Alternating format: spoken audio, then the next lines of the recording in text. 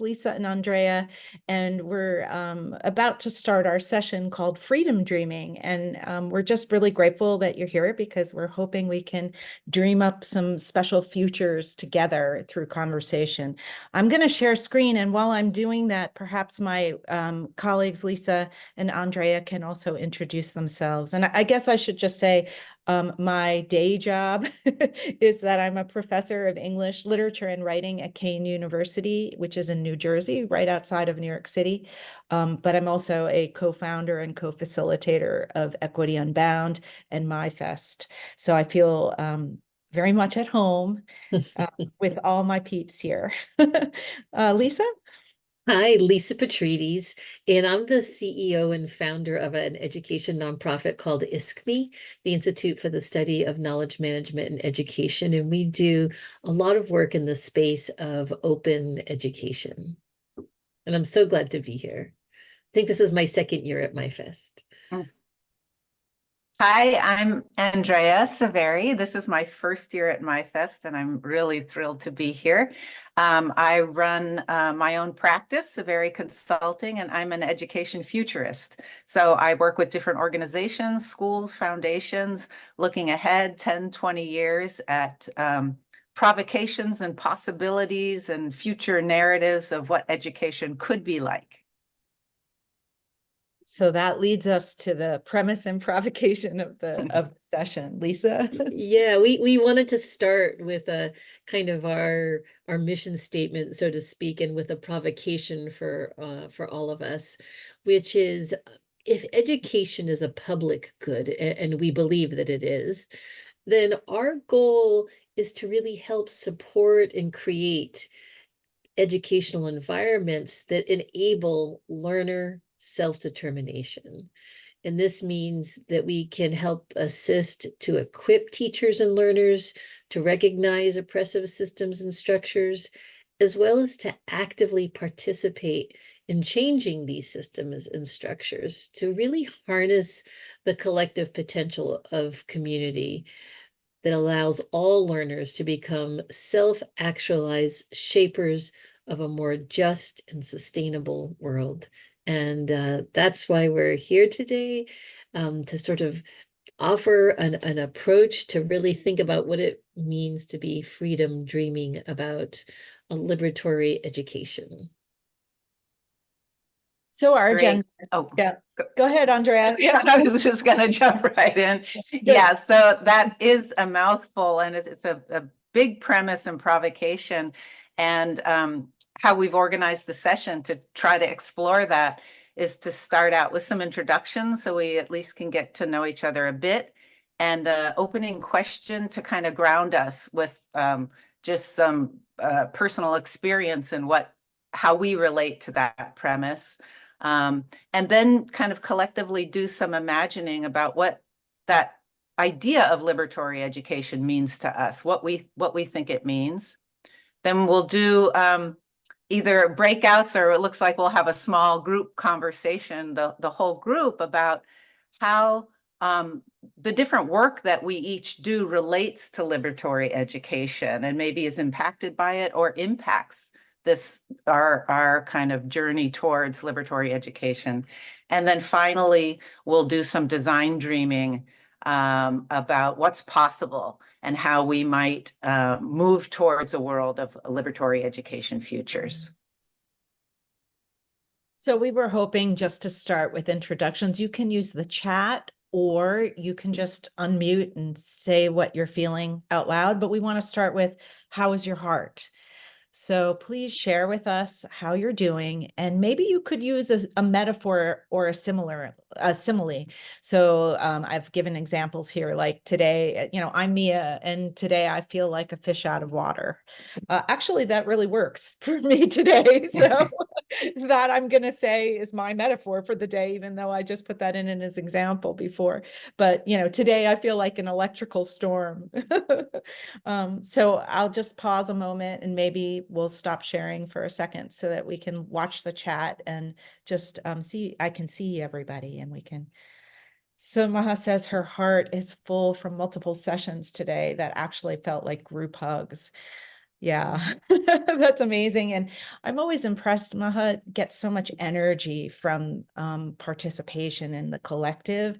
And I think that's like one of the most admirable things about her is how much she absorbs the positive that's coming out of others. I love watching that and love that sense of your energy, Maha. Andrea says her heart feels like a sponge today, absorbing ideas, good vibes from everyone. Awesome. I hope no one dares ring the sponge. Yeah, please. It's early in my day. Yeah. Lisa says her heart today feels like a field that has just been planted. Oh, I love that. I love the germinating metaphor. I'm thinking of a wildflower field. Danny says, oh, she's from Southwest Ontario. That's thank you for including your location, Danny. Today she feels like a slightly deflated bicycle tire. Still Oh. functional, but every ride feels like too much work. Yeah, I'm hearing you on that one. Ty says, today I feel divided. Welcome, Ty. Thank you. Janet saying, I feel a little overwhelmed with so much knowledge to dive into and excited with the new things I'm learning. I feel like a flower blowing in the wind. Mm. That's nice. It's also kind of reminding me of the field and like seeds germinating. But sometimes it is overwhelming. So, you know, pause and reflection is good too. Heather says that today her heart feels like a notebook that's being filled with ideas. That's beautiful. And Yasmin says that she feels energetic and ready to continue her work at MYFest since she's been on holiday for 2 weeks. Oh, wonderful. I'm happy to hear that, Yasmin, because I've seen you quite a bit and I know you're working really a lot. Also, Janet is from Southwest Ontario too, University of Guelph. Thank you. Connections.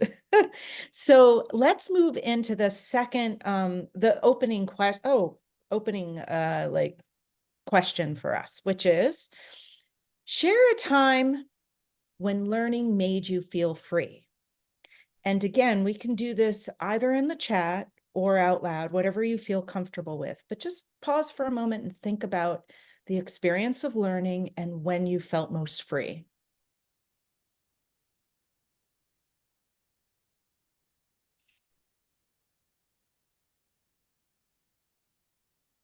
Anyone can jump in.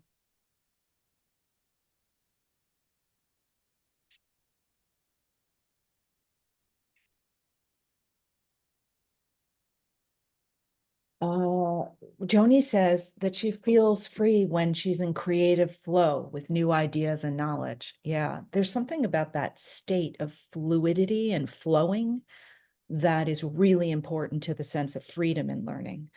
Maha says, when I'm learning something new and no one expects me to do well. Yeah. Expectation really cramps a sense of what's possible. Ty says, when I realize I can do something that I couldn't before. Yeah. Like it's almost like a switch that flips internally. I love that. Janet says, when I was a student exploring my art degree, I have a son who's an artist, and sometimes I'm like vicarious, like, oh, I wish I was an art student when I was young instead of a literature student. That's lovely. Let's see. Anna says, welcome, Anna. She says, when I've learned something from books or a lecture, but then I get to experiment with it on my own. I love that. That's like the distinction between like book learning versus experience learning. It's critical, right, to the sense of freedom. Andrea says, when I learned Spanish at 15 and traveled to Mexico and wandered in the markets with no language barrier. Oh, yeah. That feeling of like communication happening and like a whole new infrastructure for connecting with people through language. That one's good. Danny, when I'm building resources or materials or writing on a topic I know, but really get to dive into the weeds on. Yeah. Like the deep dive where you lose a sense of time because you're just in it, and learning through creating. And Yasmin says, when I learn something that I know will impact my life or make me see things in a different light. Yeah, so that's like that thing, like I think of an epiphany, like, oh, like a perspective shift that happens in some way. That's a particular kind of learning, but I love that one. Yeah, Andrea's just like loving that point too. I was thinking that I love the feeling of learning out loud with Maha, like when we're writing together, sometimes there's like, we're just like brainstorming ideas, and then all of a sudden just the conversation helps us see something that we didn't like apprehend. I love that collaborative wandering sense of stumbling onto something profound with someone else. Think talking, exactly, Ty. Think talking. I love that. Think talking is a zone I love. Okay, so I'm going to share screen again and we'll move on. Here I could do all my like silly things, but I'll let you guys keep moving. Great. There you go. Yeah, and I just wanted to share because I feel free when I'm learning through writing and something just pops out that I didn't know. It just sort of like came out of my fingers onto the keyboard and I didn't even know it was there. It's kind of flow, but it's also just like the power of learning and how that kind of how we embody it, you know, and then it shows up. I used to be on a paper with a pen, but now it's the fingers through the keyboard. So yeah, I love that you said writing is like where learning and freedom like come gel together, Lisa. I love that. yeah, and I'm a very visual learner, so when I see it written out in the word, it just it's explosive for me. So Can I stop a minute, Lisa? We mhm. skipped a slide. Oh, would you? Mm. I'm Yeah, so sorry. Oh yeah. yeah. We're Thank so you. My bad. yeah. One little thing before we get to what Lisa was going to do is we just shared some personal grounding, I think, in what kind of feeling free through learning has for all of us in different situations and different kinds of experiences. And I guess right now, just, you know, we presented a premise up at the beginning about kind of liberatory education. But now, as you kind of reflect on that idea of liberatory education and imagine that, what does that mean to you? You know, how do we think about that idea of liberatory education, and maybe reflecting on your personal experiences and kind of what we were saying in the premise about the kind of bigger idea of liberatory education. And again, feel free to you know, say something out loud or write in the chat. Giving students voice and choice. Yeah, and I'd ask also if you can say more about that, because that I think is a really interesting one, an important one. Yeah, I just mean that where appropriate and where we can, giving students some choice, for example, in what they read or what they listen for a particular topic, and giving them space to voice their own opinions.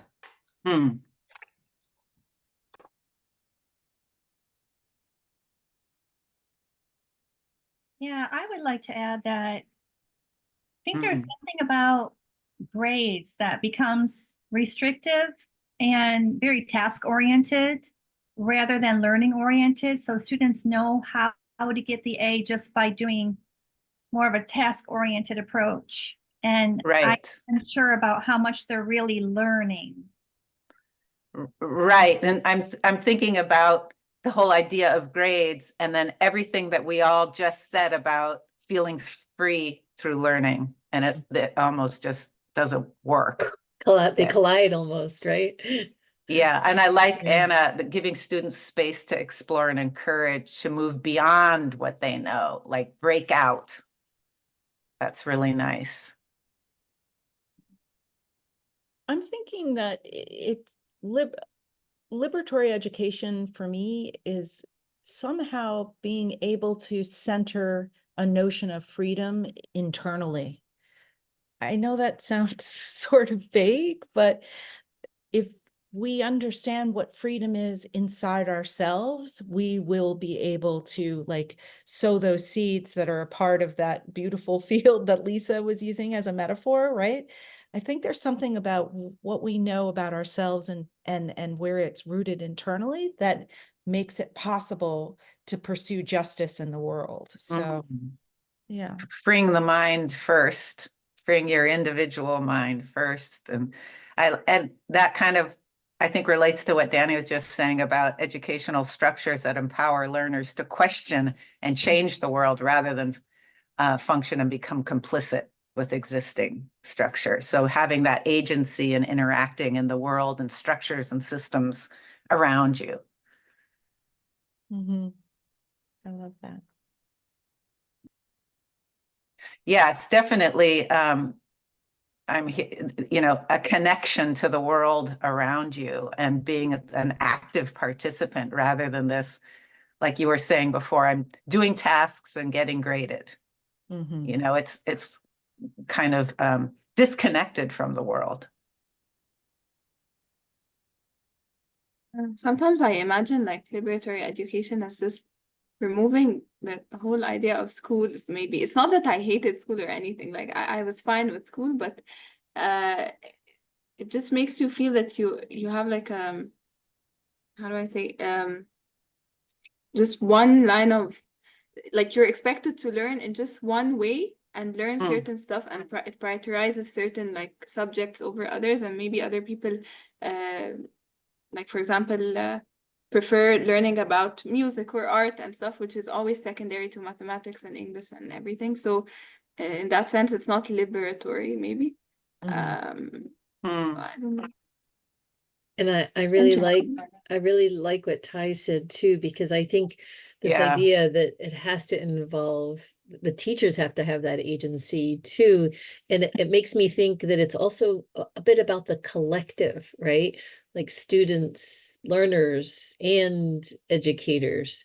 We're imagining what liberatory education could mean to us as a society, even not just individually to me, but how we sort of work in concert together to actually get to that place.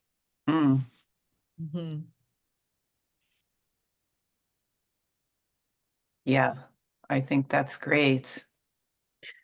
Well, what we thought we would do, and maybe we'll just have a couple of small breakout groups. Mia, I'll leave you to figure that out. But we wanted just to have some time to have be able to have some rapid fire kind of discussion, 4 minutes for each of these questions. The first one is to think about what your work is, whether you're an educator or an administrator or a policymaker or a researcher.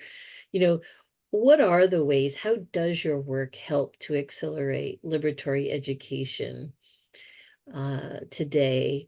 But then also the second, so we'll really kind of dive into that first. And then the second piece is, how does your work help to maintain the current structures or slow down the aspect of liberatory education? And it might be because you're self-censoring what you're doing, or because of the systems that you partake in that you feel obliged to. It could be anything, but really to be able to first say, how does this work help accelerate it? And then to be really self-reflective and say, are there ways in which I am maintaining these current structures or slowing down the change or transformation that we so much want to see? So Mia, do you want to tell us or break us into groups, and we'll... No, I'm gonna just make 2 rooms, and then Andrea and Lisa, do you want to stay with me in the main room? Yep, we'll stay here. Yeah. So I'm gonna put the rest of you just in 2 rooms, so 4 and 3, and then we'll give you like around 4 minutes to talk about the first question, and then around 4 minutes to talk about the second question together. Just be mindful that everyone gets a chance to weigh in a little bit. Also, we'll make sure that we send the second question announce it into the room so you know when to shift over to the second question. But the first question, of course, is on the screen. How does your work help to accelerate liberatory education? So thinking of the positive first. So off you go. And I think you can just press join to get there, or it does it automatically. Okay, let me stop sharing too. Sorry about that. I'm just not good at all these technologies. Now, let's see. I'm just wanting to make sure I've got the timing right here. So I'll put on. I think Andrea ended up going into room 1 Oh, where she was messed up. invited, but maybe we'll Yeah, tell her to come back. I messed up. That's I was okay. trying, I but saw you try to put me in a room. yeah. I didn't go there. Oh, man.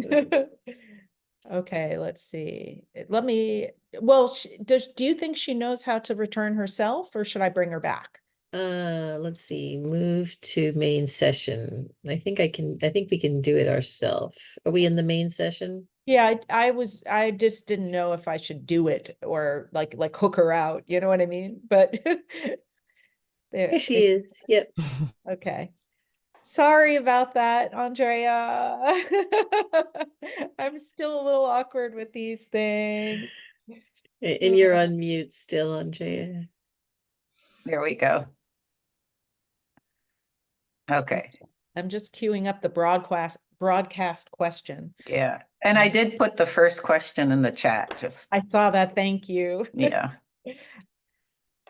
Let's see. I take this question from here. I'm always so awkward with Zoom apparatus and moving it around and stuff. I am too. And I'm always afraid I'm gonna like knock out half the group or something. Yeah. Well, it doesn't help that Zoom, does their updates, and then all of a sudden the way you did it is slightly different. And so, yeah. And the Unless you're- update happens right as you're joining. Yeah. And, it's like, 20 minutes of updating. I think in my Zoom, so I'm watching the time and it's about 1 minute till the 4 minutes are over. and Okay. The broadcast all set up. But the thing that's a trick for me is that I think my Zoom has that 2 minutes before you're pulled back. So I want to just do another timer for approximately 2 minutes so we get everybody back in the right amount of time. But how are we doing in terms of our overall timing of things? Does it look like Well, we're at 10:25 and we need at least 20 minutes, right, for the design dreaming, freedom dreaming. So we're pretty good. We're I on think- it, but we can't waste time. Yep. yeah, Yep. but I think Yep. it's good and it doesn't feel rushed. It feels Mm-mm. very natural and organic. So I think Okay. it's great. And for that, I think that the design dreaming is going to go quickly because it's not a huge group. So it's like, I think we're okay. Yeah. Yeah, Okay, we good. should have plenty of time to share out on that. I think that'll be very rich there Yeah. Yeah. Mhm. in terms of the insights, yeah. Should I pause the recording? Well, yeah, maybe because we have about 4 minutes.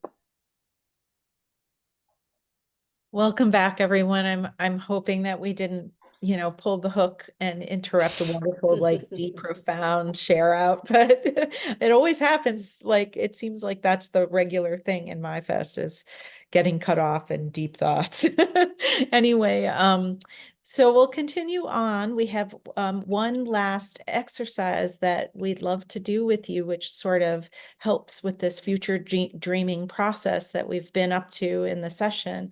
And we're using the spiral journal protocol, which involves free writing to yourself ideas that come to mind.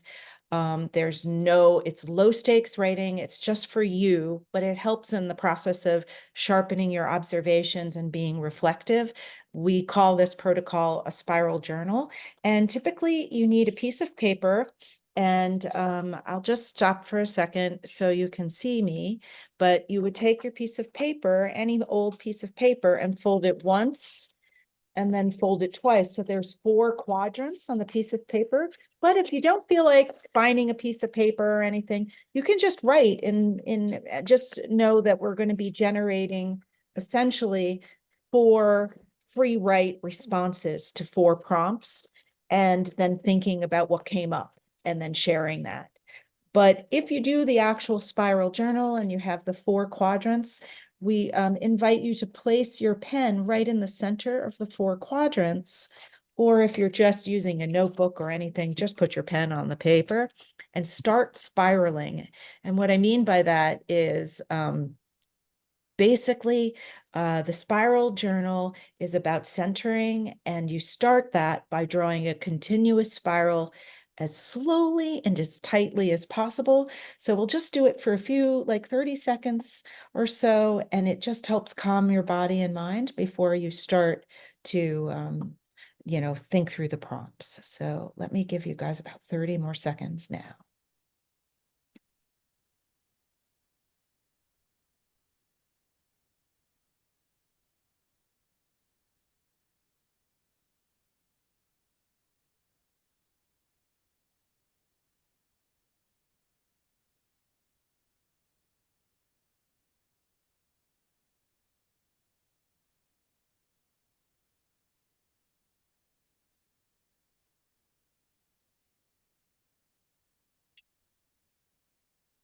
Okay. That's a very abrupt sound. So we're going to develop now a free writing journal. Again, basically, you just want to generate whatever comes to mind. This is for you and yourself alone. But the prompt that you might want to free write into the top left-hand quadrant of your spiral journal is something I've been paying close attention to in my work something I've been paying close attention to in my work. So I'll give you all 1 minute for that one.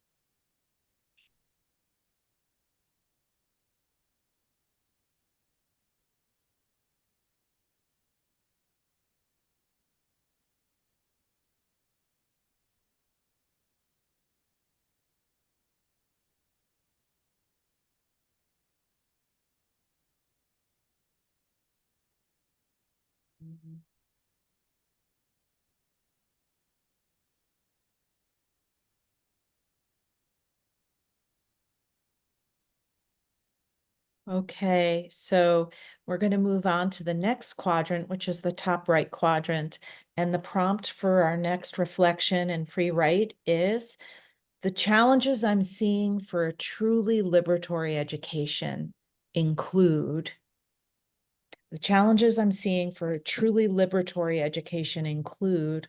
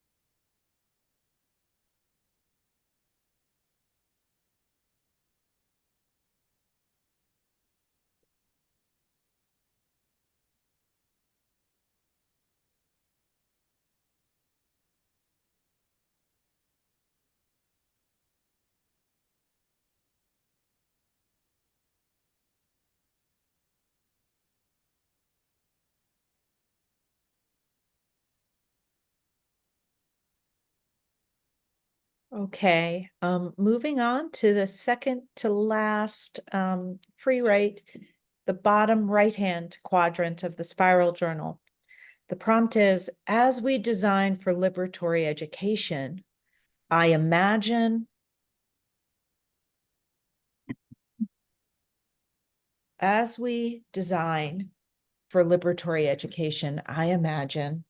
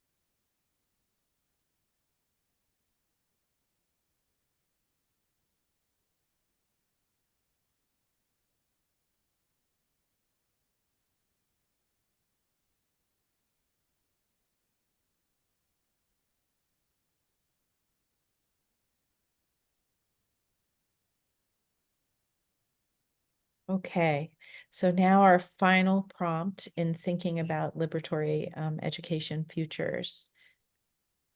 When it comes to the future of liberatory education, I dream of, when it comes to the future of liberatory education, I dream of.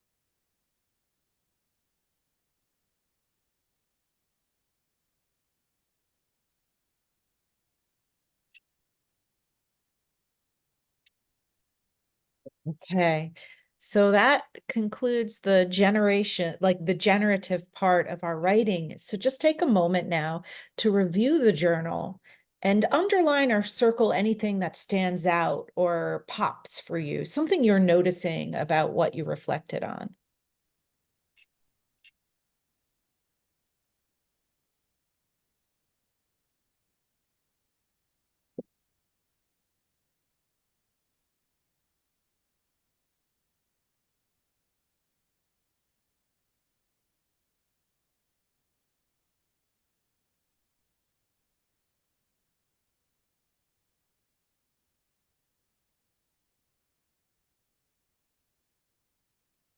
Okay, and now the final thing that we hope to do is just share some insights on the process.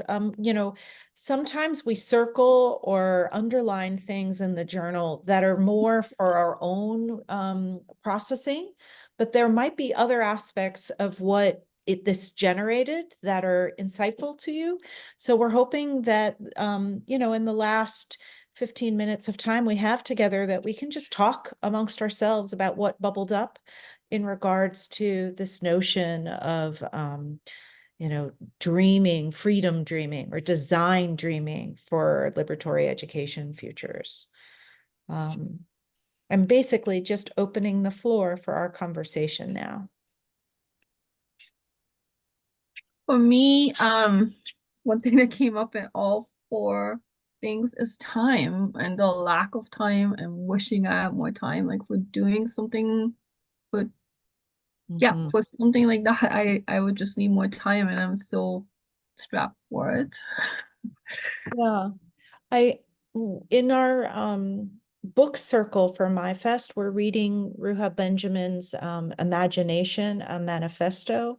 And there's a lot of conversation in the book around the question of rest and repose and how important that is to the process of being connected to yourself, and then the possibilities for work in the world that matter, So I think your point about time, Anna, is, really important because it's connected to when we're squeezed of time, we get exhausted too. That's a major part of the burnout phenomena, right?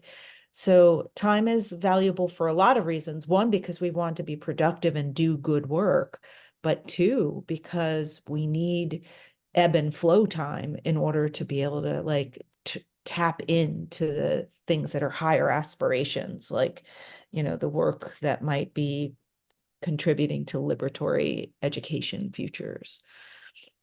Veronica said 100% when you were saying that thing about time. Maybe she has some thoughts if she wants to share, or, how are you doing, Veronica? Look, I'm gonna be straight with you as well as I can be. Not well. Could I have more time? Do we have anyone with like access to time travel technology or even like a time spinner? Like I would never endorse any kind of like property that contributes to the subjectification of a queer nation, but I could really do with a time spinner, y'all. Is that sort of like, is a time spinner sort of like a dream catcher? Because I'm really like thinking of some sort of like visual thing. Oh man, I wish. No, I think it's just a thing where you can like move yourself through time or you could stretch time. I will admit I do not fully understand the physics behind fantasy properties. Yeah. But yeah, 100%. There's so many things that I sort of think if I had time, comma, and perhaps this is sort of entering into a cusp of a midlife crisis or what have you, but there's a point at which I have to ask serious questions about, is this something that I can invest what few precious minutes I have left on the planet doing, trying, fighting for, fighting against, things of that sort.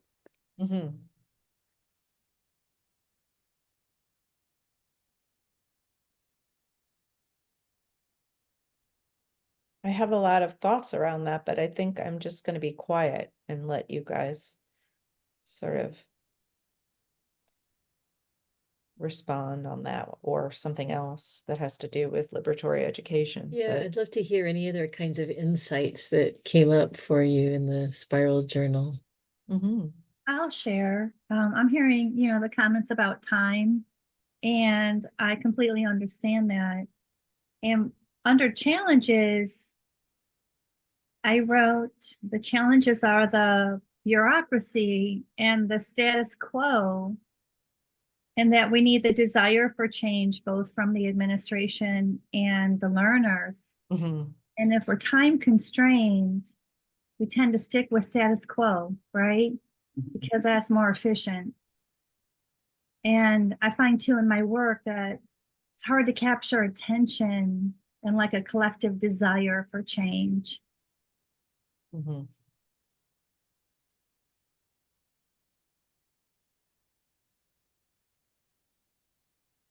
I guess also an insight, am I mute? No, I'm not muted. That I love this exercise too, Mia.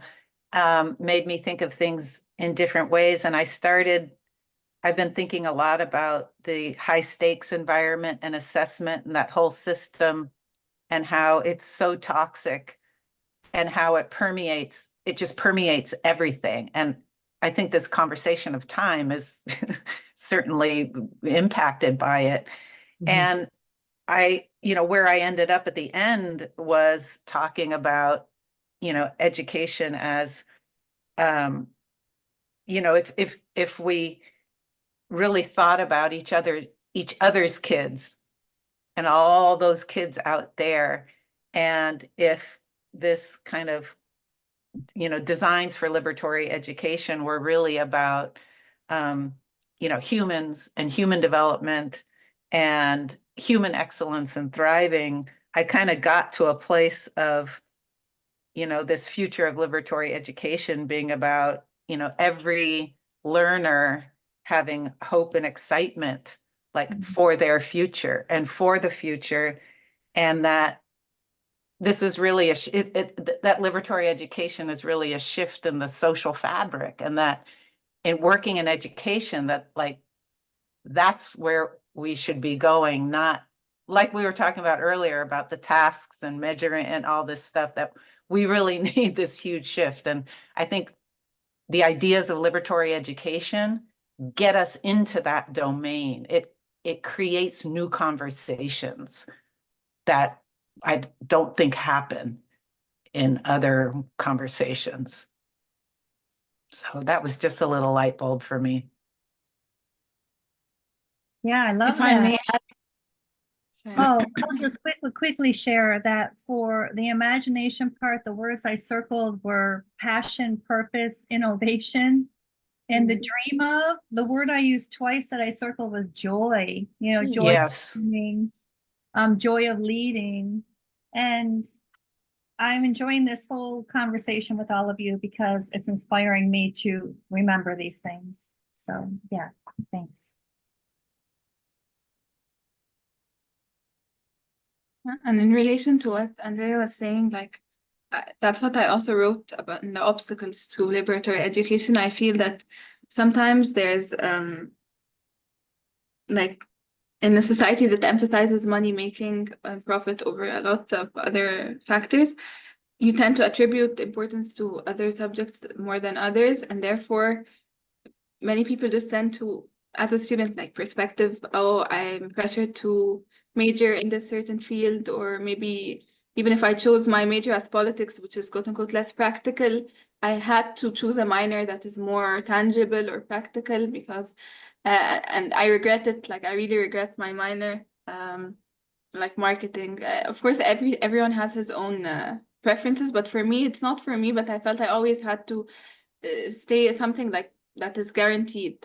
So I feel related to what Andrea is saying about like changes the whole social fabric. I feel in order to emphasize or enhance liberatory education, there has to be an overall shift in perspective on priorities, or what do people, why do people learn in the first place? Like, are you just learning because you need to get a job and get money, or are you learning for yourself, or do you want to have like a positive impact or any impact on society, or is it just like to get money, you know? So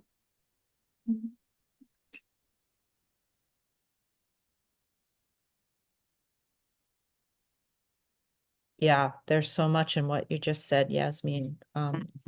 And thank you for giving that like more personal example of like your marketing, you know, minor was like a strategic choice to balance out passion with pragmatism, and how education is often situated in the lane of like making you productive in a world so that you can, it's sort of like pay to play, right? Like you can pay the bills, right?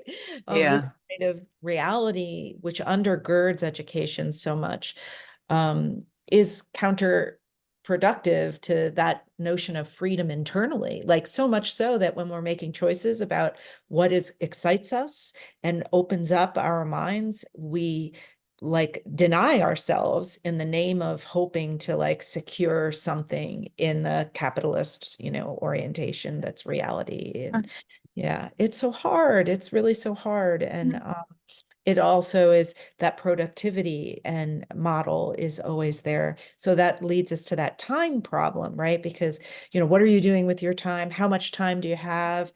How can you make time for you? All of that is a part of it. So what I think you're saying is like, is there a way to lift the veil on that and sort of start a movement where people, you know, actually assert themselves in the name of their health and their freedom so that they can live differently and be okay in a context like where they're still doing good things in the world, but, you know, for others, but they're also not beating to the drum of the master of productivity and, you know, all that stuff. I was looking at the thread and there's a lot of really thoughtful things in it. And I wanted to ask Danny if she would sort of expand on what she was saying, because I was really intrigued by it, because you were talking about that deficiency like notion around time, and that it's a design mechanism, you know, like that it keeps people in check, right?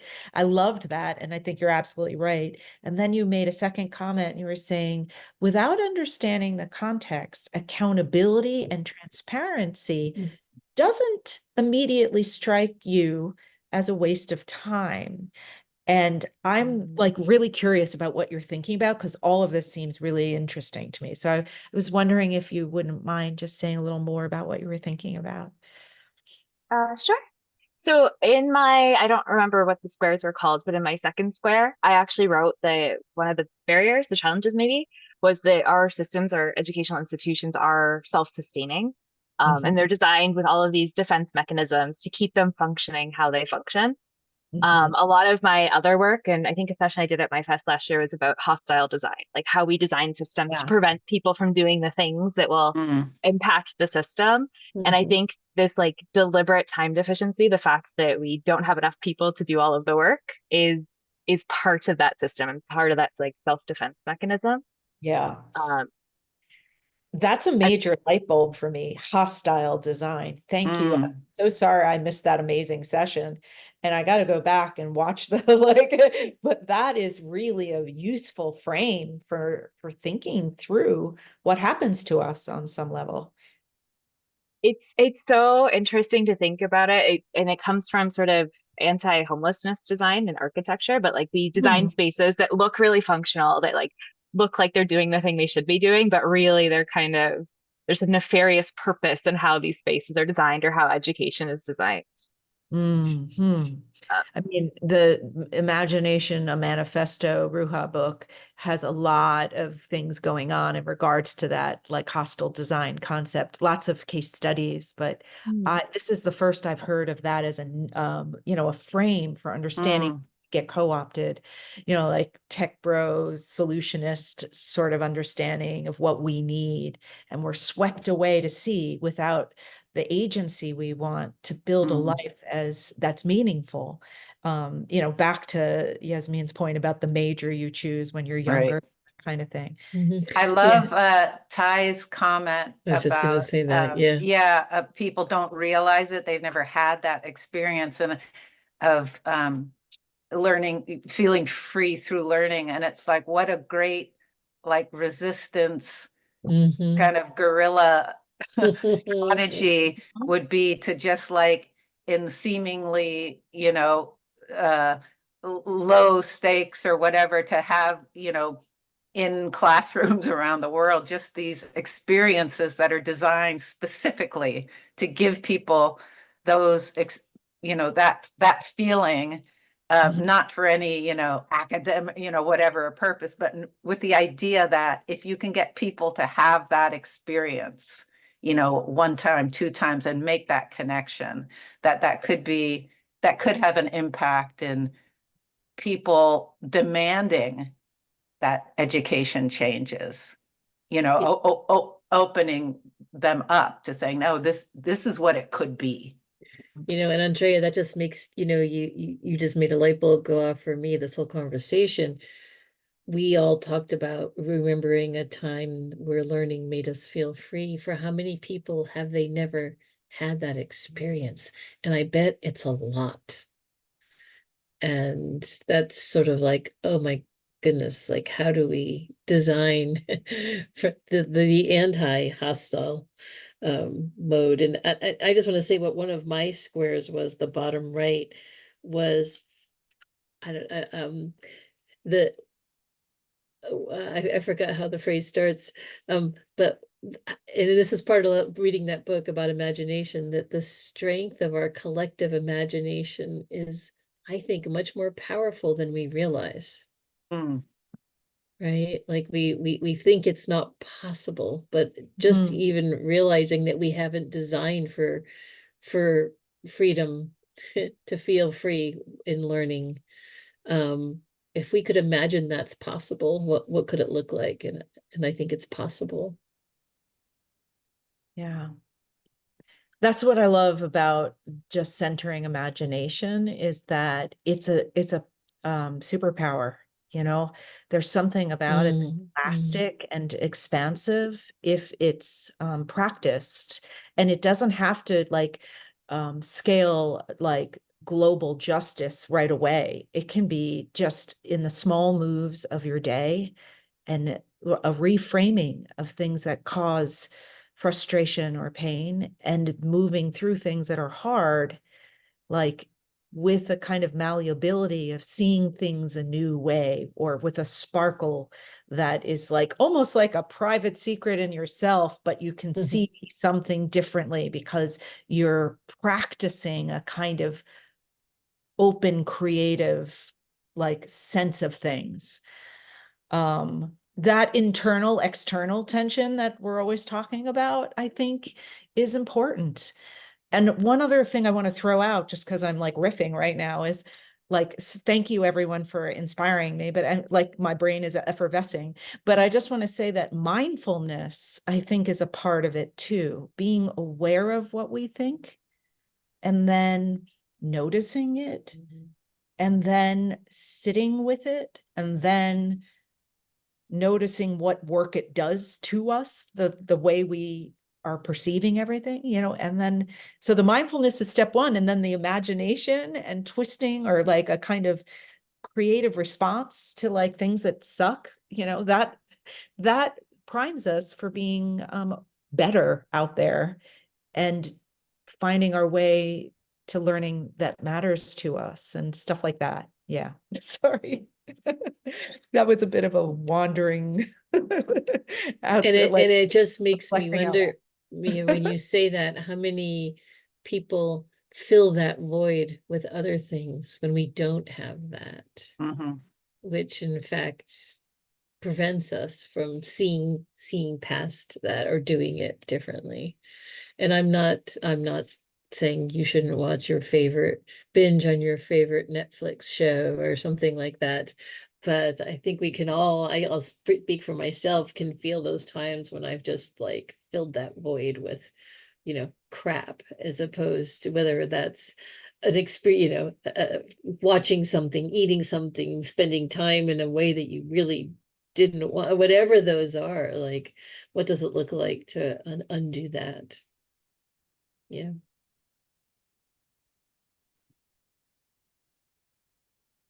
It's radical act to step back, right? It's a radical act to dial down our expectation of ourselves. And but I think on the other side of it is the possibility of space to imagine new forms of meaning that heal and like are gonna inspire us towards that liberatory education future that we're all kind of hoping for. I mean, we wouldn't be in this session if we weren't curious about the notion, right? So Yasmin, thank you for dropping the feedback link in the chat, and we're at the hour now. So I just want to say thank you to everyone. I suspected it would be a smaller session today, in part because we've had so many wonderful MYFest sessions, you know, recently, but even today, it's been so many in one particular day. So, and, you know, we can't be all in the same place at once. So I'm very grateful for all of you spending time with us and opening up this question. Thank you for the time and the thinking. Thank you so much. Yes, thank you.